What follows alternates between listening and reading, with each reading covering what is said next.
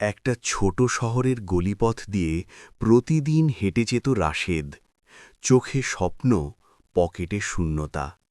ঠিক সেই পথের শেষেই ছিল বড়লোক মেয়ে নীলার বিশাল বাড়ি, যেখানে আলো ঝলমল করত সন্ধ্যার পর।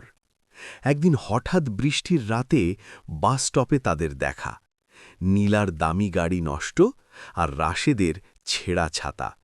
সেই মুহূর্তে শ্রেণী, টাকা, অহংকার সব ভিজে গেল বৃষ্টির সাথে। ধীরে ধীরে কথোপকথনে জন্ম নিল বিশ্বাস, চোখে চোখে স্বপ্ন।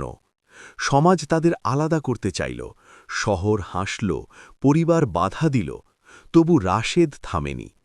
রাত জেগে পড়ে, দিনভর কাজ করে, সে নিজের ভবিষ্যৎ গড়ল। শেষ দৃশ্যে বহু বছর পর একই গলিপথে দাঁড়িয়ে নীলা দেখে রাশেদের চোখে এখনও সেই স্বপ্ন। এবার হাতে সম্মান, পাশে আত্মবিশ্বাস।